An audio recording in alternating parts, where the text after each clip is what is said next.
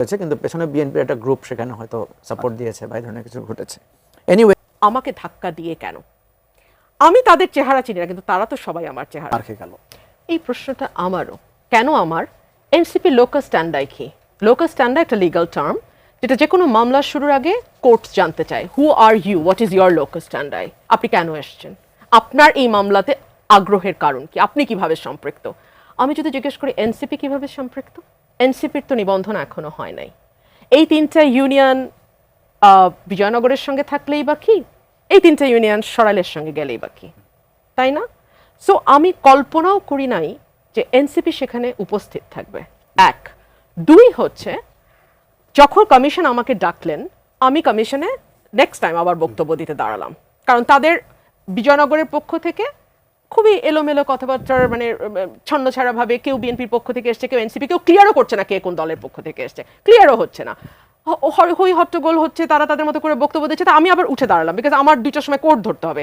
আমি উঠে দাঁড়ালাম যে আমি বক্তব্য দিই, কমিশন আমাকে পারমিশন দিল। আমি যখন গিয়ে পোডিয়ামে দাঁড়ালাম বক্তব্য দিতে, দেন হি পুশ মি, আ গায় উইথ বিয়ার, মানে একটা দাড়িওয়ালা ছেলে আমাকে পুশ করলো। পুশ করে কোর্টে যখন ধাক্কা দিল, তখন আমি ঘুরলাম পেছনে। প্রথম আলোর ভিডিওটাতে আপনারা এটা পাবেন। আমি ভেবেছিলাম বিষয়টি বিজয়নগরের পক্ষে যারা এসছে, যে বিজয়নগরের সাথে 3টি ইউনিয়ন থাকুক তাদেরকেও, সো আমি বলেছি বিএনপির নেতা কর্মীদের কেউ কেউ এটা করলেও করতে পারে। Then I realized after the entire incident that is it has been done by a party which is not yet registered. তো এই আনরেজিস্টার্ড পার্টি কি করে গিয়ে পরিচয় গোপন করে, তারা কিন্তু পরিচয় দিচ্ছে না এনসিপি, কিন্তু তারা বক্তব্য দিতে চাইছে। ঠিক আছে, বক্তব্য দাও, কোনো অসুবিধা নেই, এলাকাবাসী হিসেবে বক্তব্য দিতে পারো, কিন্তু আমাকে ধাক্কা দিয়ে কেন? আমি তাদের চেহারা চিনি না, কিন্তু তারা তো সবাই আমার চেহারা চেনে। চেহারা চেনার দরকার নাই। আমি একজন আইনজীবীর পোশাকে, আইনজীবী মহিলা, আমি নারী, আমি সেখানে রিপ্রেজেন্ট করছি একটা পার্টিকে, আমি তো সেখানে লিগাল রিপ্রেজেন্টেশন দিচ্ছি। সেখানে can you push me? So obviously political ইয়েতে আমি তো মনে করি এখানে যারা বিজয়নগরের ছিলেন তারাও বিরক্ত হয়েছেন, যে কারণ দিন শেষে তো আমি বিএনপির নেত্রী, সো তাদেরও এটা খুব ভালো লাগবে না যে এভাবে আমাকে ধাক্কা দেয়া। এক। দুই হচ্ছে, উনি যে মারধরের অভিযোগ করছেন, এখন তো আমার কাছে আস্তে আস্তে ক্লিয়ার হচ্ছে আমার এই কর্মীদেরকে, হরসপুরের কর্মীদেরকে এইভাবে আহত কারা করেছে। আজকে যে আমার গায়ে হাত তুলতে পারে যেই দল, সেই দলের পক্ষে তো এই ধরনের ঘটনা ঘটানো সম্ভব, তাই না? এগুলো আমি কমিশনে জমা দেব। সো এই হচ্ছে কাহিনী। আপনি খেয়াল করবেন এনসিপি খুব খুব চতুরতার সঙ্গে একটা দিকে এগোচ্ছে। বিএনপিতে যারা ভয়েস, যারা বিএনপিকে খুব স্ট্রংলি রিপ্রেজেন্ট করে, যারা বিএনপিকে 15 বছর ধরে ক্যারি করেছে, তাদেরকে শেষ করে দেওয়া। ফর এক্সাম্পল, আপনি লক্ষ্য করবেন অসম্ভব জনপ্রিয় নেতা আমাদের মির্জা ফখরুল ইসলাম আলমগীর, তাকে নির্বাচনের কথা বলে ইন্ডিয়ার এজেন্ট, রয়ের এজেন্ট বলা। সালাউদ্দিন আহমেদ, তাকে মেলাইন করা, আমাকে মেলাইন করা, অর্থাৎ যারা বিএনপির ভয়েস তাদেরকে মেলাইন করা, বিকজ দে নো যে তাদের মাঠের পরিস্থিতি খুব খারাপ। বিএনপির বয়ানটা যারা তৈরি করে, কিংবা বিএনপির যেই গ্রুপ অফ পিপলকে দেখে সাধারণ মানুষ বিএনপির প্রতি অ্যাট্রাক্টেড হয়, তাদেরকে আঘাত করা তাদের। এবং আমি এখানে আরেকটা কথা বলতে চাই, বিএনপির কিছু কিছু নেতা হয়তো তাদের সাময়িক স্বার্থ সিদ্ধির জন্য কখনো তাদেরকে পয়সা দিয়ে নিয়ে আসে, কখনো তাদেরকে দিয়ে ব্যবহার করে নিজেদের প্রয়োজনে। এগুলো তো আমরা বুঝতে পেরেছি মিটিং থেকে বেরিয়ে আসার পর। এই বিষয়টা নিয়ে আরো কথা বলবো আপনার সাথে। আমরা একটু ছোট্ট করে তারপরে সেখানে এনসিপি নেতা হাসনাত আব্দুল্লাহ একটা প্রতিক্রিয়া দিয়েছেন তিনি। আমরা প্রতিক্রিয়া শুনে আসি, তারপরে আমি একটু আলোচনা আসছি। সাংবাদিক ভাইরা, আমরা এই নির্বাচন কমিশনের বস্তুনিষ্ঠ আচরণ, হাসিনা বলতো 20টা হুন্ডা 10টা গুন্ডা, নির্বাচন ঠান্ডা। এই হুন্ডা গুন্ডার রাজনীতি বাংলাদেশে আর পুনর্স্থাপিত হবে না। আমরা এই গুন্ডার রাজনীতি আমরা ভারতে পাঠিয়ে দিয়েছি। এখন এই রুমিন ফারহানারা যদি সেটি আবার বাংলাদেশে রিহ্যাবিলিটেট করতে চায়, তাহলে হাসিনার প্রতি তাদের যে আন্তরিকতা, তাহলে হাসিনা যেখানে আছে তাদেরকেও সেখানে চলে যেতে হবে। আমি একটু যুক্ত করি। আপনি খেয়াল করছিলেন উনি যখন বক্তব্য দিচ্ছেন, পেছন থেকে রব উঠছে, ঠিক ঠিক। এই গুন্ডা বাহিনী যদি আমি নিয়ে যেতাম, আমি তো একটা 10 মিনিটের প্রেস ব্রিফিং করেছি, পেছন থেকে কেউ চিৎকার করে বলেছে ঠিক ঠিক? বলে নাই। গুন্ডা কারা পালে, গুন্ডা কারা রাখে, গুন্ডা কারা নিয়ে চলে, গুন্ডা নিয়ে কারা নির্বাচন কমিশনে যায়, খুব পরিষ্কার। এক না দুই, আমি যখন শেখ হাসিনার মুখের উপর দাঁড়িয়ে পার্লামেন্টে বলেছিলাম এই সংসদ অবৈধ, তখন হাসনাত আব্দুল্লাহ বঙ্গবন্ধুর উপর রচনা লিখে সেটা পাঠ করছিল বিশ্ববিদ্যালয়। সার্জিস আলম একটা চোরের মতো শেখ হাসিনার সামনে এভাবে দাঁড়িয়েছিল। ওই ছবিগুলো আমাদের কাছে আছে, আমরা ভুলি নাই। জি, আমি একটু মনির ভাই আপনার কাছে একটু জানতে চাইবো, আপনি তো দুজনের বক্তব্য শুনলেন, আপনি যদি একটু এই বিষয়ে আপনার মন্তব্য দেন। আমি তো ধন্যবাদ আপনাকে।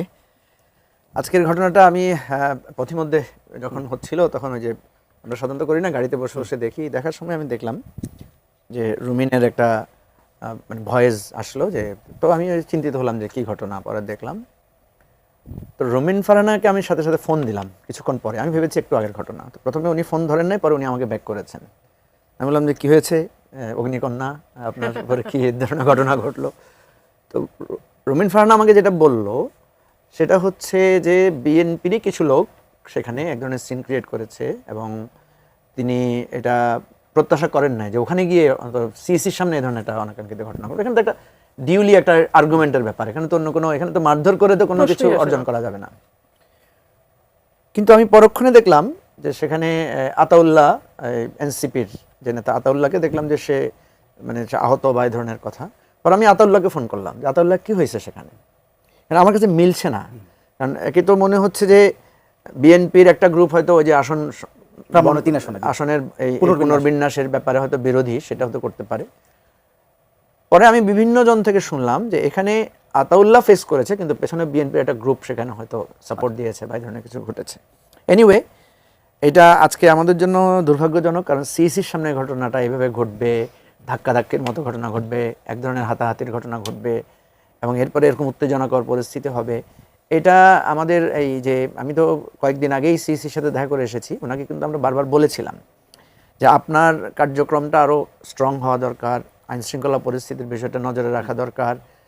এখনও তো নির্বাচন এভাবে শুরুই হয় নাই, এটাকে নির্বাচনের অংশ বলা যায় না, এটা হচ্ছে জাস্ট প্রাক নির্বাচনী কার্যক্রমের ব্যাপার। সেখানে যদি এই ধরনের উত্তেজনা হয় এবং আবার এটাকে কেন্দ্র করে মানে আমরা নিজেরা আমরা সবাই কিন্তু কম বেশি এই আন্দোলনে সবারই অংশগ্রহণ ছিল। এখন আমার একটা কার্যক্রম অপছন্দ হতে পারে, রুমিনের একটা কার্যক্রম, আমাদের তো সব কাজে পছন্দ হবে তা না। আমরা তো একসাথে আন্দোলন করেছি, একসাথে কাজও করেছি, আবার টকশোতে গেলে আমরা আমাদের ডিবেট নিয়ে কেউ তো কাউকে ছাড় দেয় না, ঠিক আছে? তো আমরা তো গণতান্ত্রিক ধারায় এই জায়গাটা আমরা করে এসেছি, আমাদের সবারই অতীত, সবারই বর্তমান, সবারই জানা আছে। আমি বারবার যেটা বলি, যেটা আমি দেখলাম যে প্রতিক্রিয়ায় খুব কঠোর ভাষায় সমালোচনার বিষয়টা আছে। সমালোচনা অবশ্যই আমরা করব, সমালোচনা থাকবে। রুমিন অনেক কঠোরভাবে সমালোচনা করেন এবং উনি যখনই যেটাকে ধরেন, আজকে আমাকে বলছে আমি নামছি, আমি এটা ছাড়বো না। তো আমরা প্রত্যাশা করব, আমি একদম খোলামেলায় বলি যে এখানে বিএনপি, এখানে এনসিপি, হ্যাঁ, দুটো সংগঠনই এই অভ্যুত্থানে নানাভাবে ভূমিকা রেখেছে। এনসিপি কিন্তু এনসিপি আকারে রাখে নাই, তখন এনসিপির জন্ম হয় নাই, ছাত্ররা ছিল। এখন এনসিপির নেতৃত্বে তারা আছে এবং আমরা যখন কোনো কিছু বলতে যাব, করতে যাব, সেগুলোতে আমাদের যুক্তিতর্ক থাকবে। রুমিন নিশ্চয়ই স্বাভাবিক, সে বলেছে যে তার এই মানুষ সাধারণত নির্বাচনী আসনকে ছোট করে রাখতে চায়, আমি গেছি বাড়াইতে, সে গেছে বাড়াইতে। আমি জিজ্ঞেস করলাম আপনি এটা উল্টা বাড়াইতে গেলেন কেন? সে বললো যে আমার এখানে ভোট, আমার ইনফ্লুয়েন্স আছে, আমি হয়তো ভোটার ইয়ে পাবো। এনিওয়ে, নিশ্চয়ই রুমিনের তো এটার যুক্তি না যে আমার ভোট বাড়বে বলে আমাকে আসনটা বড় করে দেন। ওনার নিশ্চয়ই কোনো একদম লিগ্যাল যুক্তি আছে, আর লিগ্যাল যুক্তি যদি না থাকে ইলেকশন কমিশন সেটা খারিজ করে দিবে, অসুবিধা কি? তো যাই হোক, আমি মনে করি যে আমি রুমিন ফারহানাকে বলবো যে আপনি একজন সিনিয়র পলিটিশিয়ান রিগার্ডিং ওদের সাথে তুলনা করলে। আর এমনিতে তো আমরা যাদেরকে চিনি আমাদের এখানে, যে যারা খুব ভাইব্রেন্টলি শেখ হাসিনার বিরুদ্ধে লড়াই করেছে, সংগ্রাম করেছে, দেখেন শেখ হাসিনার বিরুদ্ধে রুমিনরাও ফাইট করেছে, আমরাও করেছি। কিন্তু আবার আমাদের নিজস্ব তো রাজনৈতিক একটা বিরোধ আছে, রাজনৈতিক একটা পছন্দ অপছন্দের জায়গা আছে, সেখানে আমরা কি ঝগড়া করবো না? সেখানে কি আমরা আমাদের দ্বিমতের প্রসঙ্গ তুলে ধরবো না? কিন্তু সেটা যাতে সীমা লঙ্ঘনকারী না হয়, সেটা আমাদের খেয়াল রাখতে হবে। আপনি বলেছেন শেখ হাসিনার বিরুদ্ধে লড়াই করেছেন, হাসনাত আব্দুল্লাহ কিন্তু বলেছেন যে বিএনপির আওয়ামী লীগ বিষয়ক সম্পাদক। আমি এই বিষয়ে আসবো, এক দর্শক আছেন, ফোনটা নিয়ে নিই।